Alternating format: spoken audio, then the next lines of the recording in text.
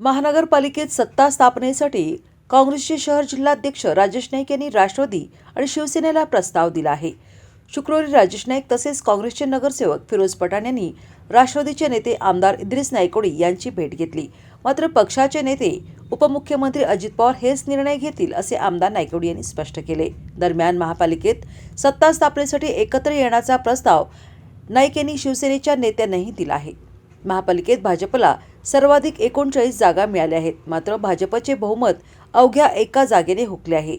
काँग्रेसला 18, राष्ट्रवादी अजित पवार पक्षाला 16, राष्ट्रवादी शरदचंद्र पवार पक्षाला 3 तर शिवसेनेला 2 जागा मिळाल्या आहेत।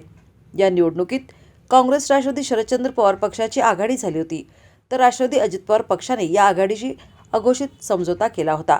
भाजप शिवसेना हे स्वतंत्रपणे लढले होते।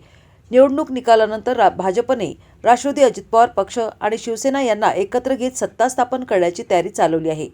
मात्र याबाबत अद्याप अधिकृतपणे तिन्ही पक्षांचा निर्णय जाहीर झालेला नाही। हे 3 पक्ष एकत्र आल्यास भाजपचे 39, राष्ट्रवादीचे 16, शिवसेनेचे 2 असे एकूण 57 संख्याबळ होते। काँग्रेसचे 18, राष्ट्रवादी शरदचंद्र पवार पक्षाचे 3, राष्ट्रवादी अजित पवार पक्षाचे 16 आणि शिवसेनेचे 2 असे एकूण 39 संख्याबळ होते।